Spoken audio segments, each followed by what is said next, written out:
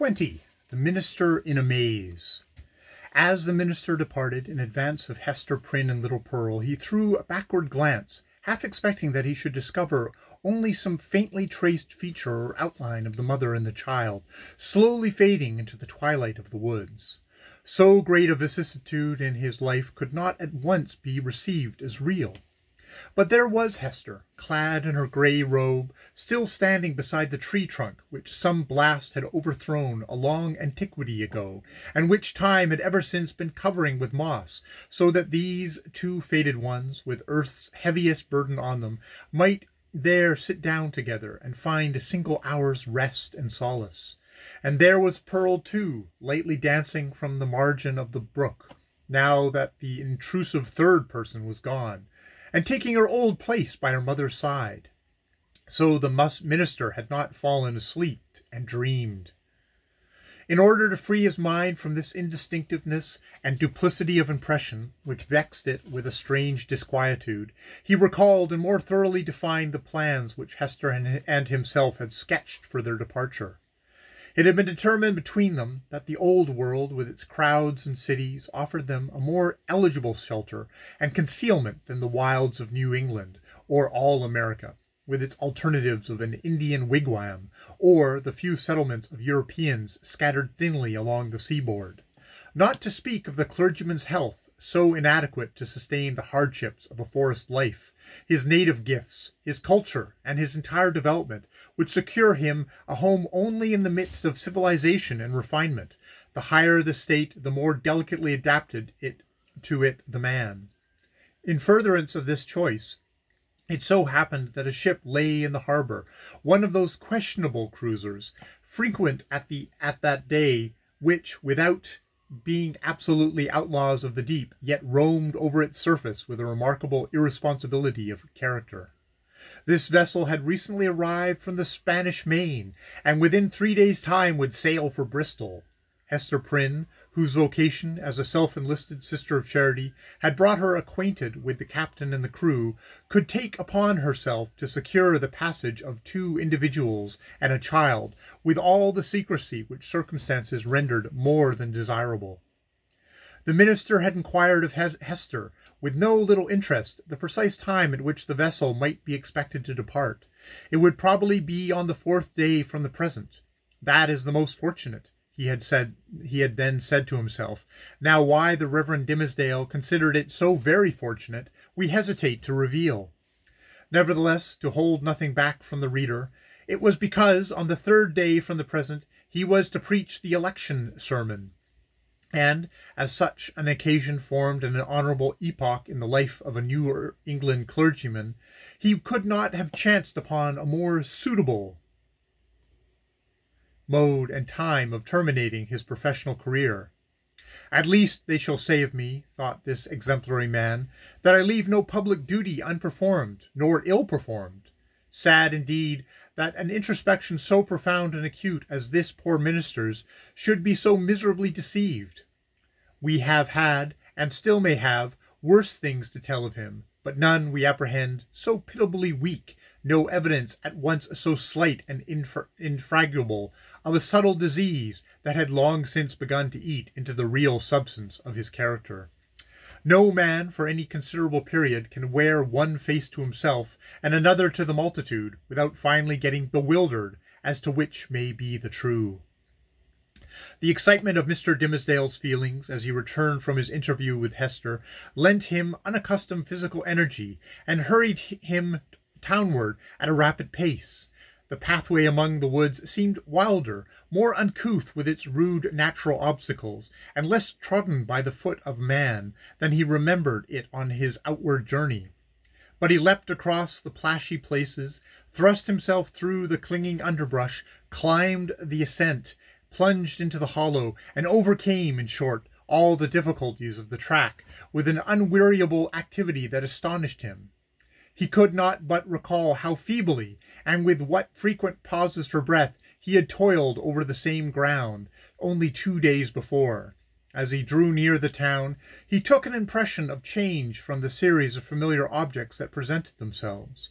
It seemed not yesterday, not one, nor two, but many days, or even years ago, since he had quitted them. There indeed was each former trace of the street, as he remembered it, and all the peculiarities of the houses, with the due multitude of gable peaks and weathercock at every point where his memory suggested one. Not the less, however, came this inopportunely obtrusive sense of change.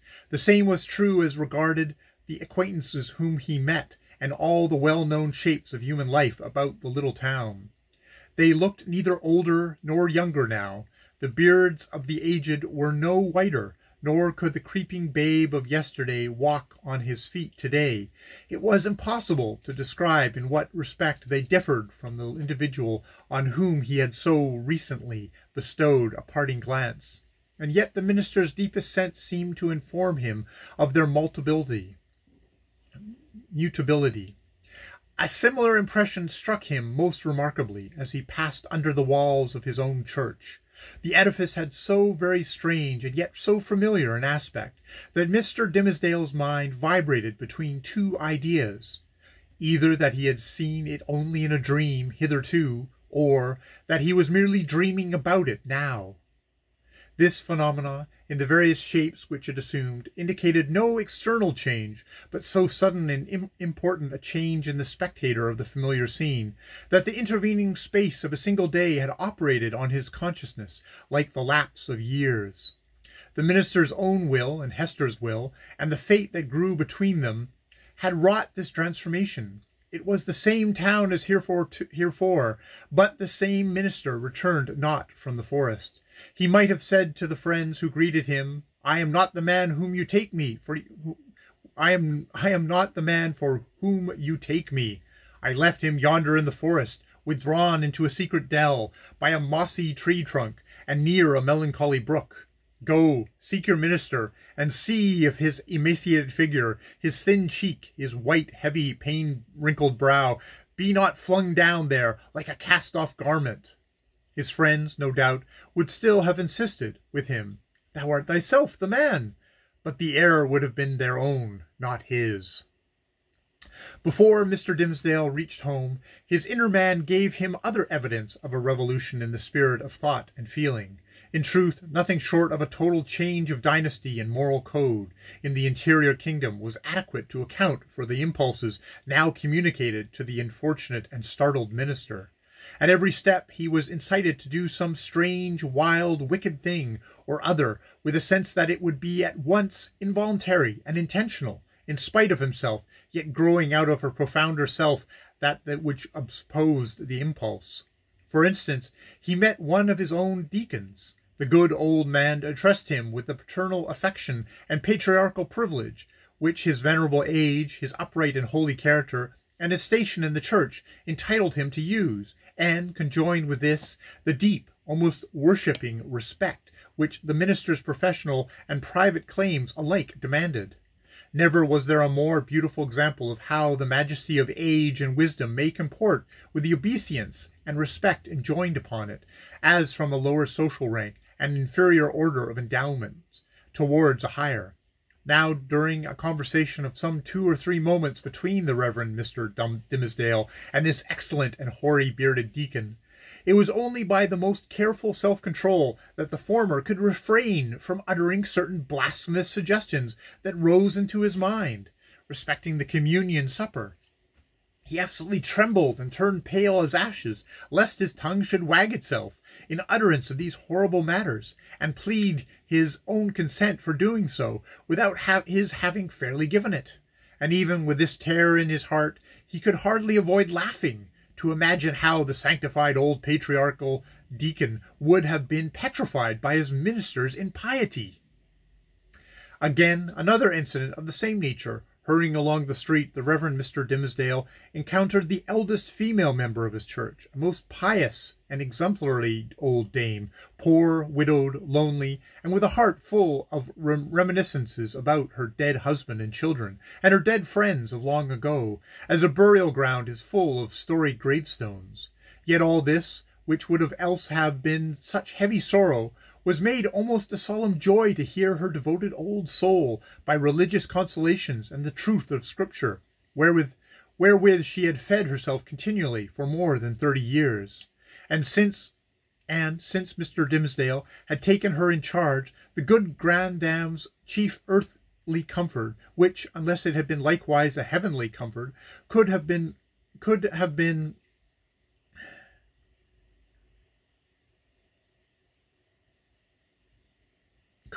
none at all, was to meet her pastor, whether casually or of set purpose, and be refreshed with a word of warm, fragrant, heaven-breathing gospel truth from his beloved lips into her dulled but rapturously attentive ear.